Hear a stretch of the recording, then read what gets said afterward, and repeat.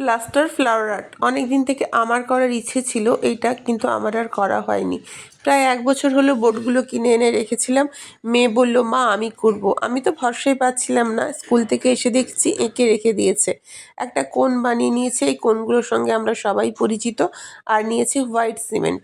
এবার white cement একটা বাটিতে কতটা পরিমাণ নিয়েছে সেটা আপনারা দেখতেই পাচ্ছেন। এর মধ্যে দেবে সামান্য করে করে জল, আর দেবে বেশ খানিকটা আঠা। এই আঠার মাপটাও আপনারা দেখে একটা আন্দাজ করে নেবেন। আমি এখানে পুরোপুরি মাপ আপনাদের বলিনি, তবে আঠার পরিমাণ দেওয়ার সময় কিন্তু কিপটেমি করলে চলবে না। আঠাটা কিন্তু বেশ ভালোভাবে অনেকটাই দেবেন। যতটা মাটি নেবেন তার 10 ভাগের কম করে তো 3 ভাগ আঠাটা দেবেনই। এবার সেটাকে জল দিয়ে ভালো করে গুলে নেবেন। এমনভাবে গুলবেন যেন কোনো দানা না থাকে। সাথে দিয়ে দেবেন যে কোনো ধরনের সাদা তেল। বড়ি করার সময় বা কেক করার সময় এই ধরনের কোণগুলো অনেকেই ব্যবহার করেন।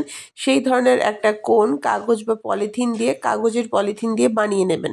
এবার তার মধ্যে এই ব্যাটারটা ভরে আপনারা আঁকা শুরু করবেন। দেখতেই পাচ্ছেন কি সুন্দরভাবে দিচ্ছে, যেভাবে আমরা বড়ি দিই না কোণের মুখ থেকে বেরিয়ে যায় সেইভাবে।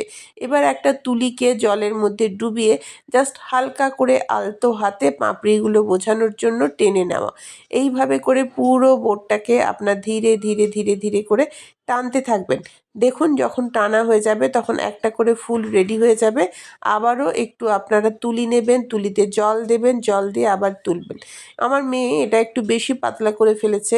পাতলা মানে যে ফুলের পাপড়িগুলো করছে এগুলো আরও একটু মোটা করে দিলে জিনিসটা আরও সুন্দর হতো বা ভালো হতো। এমনিতেই কিন্তু সুন্দর, ভীষণও সুন্দর দেখতে হয়েছে এটা শেষ অবধি। আপনারা দেখতে থাকুন, তাহলে আপনারাই বলবেন এটা কেমন হলো। এইভাবে দেখুন প্রত্যেকটা ফুলের পাপড়ি করবেন আর আগের থেকে এঁকে রেখে দেবেন।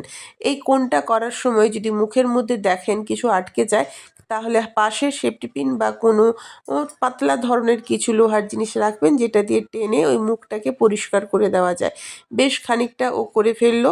একটু করে আঁকে, তার একটু করে আঁকার উপরে ওই চোঙটাকে দিয়ে ভেতরের ব্যাটারটাকে দেয়। তারপর তুলিকে জলে ডুবিয়ে ওগুলোকে টানতে থাকে।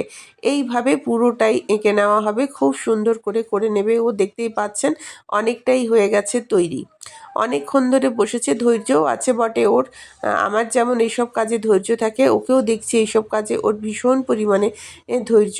এবার দেখুন অনেকটা প্রায় শেষের মাথায় হয়ে গেল।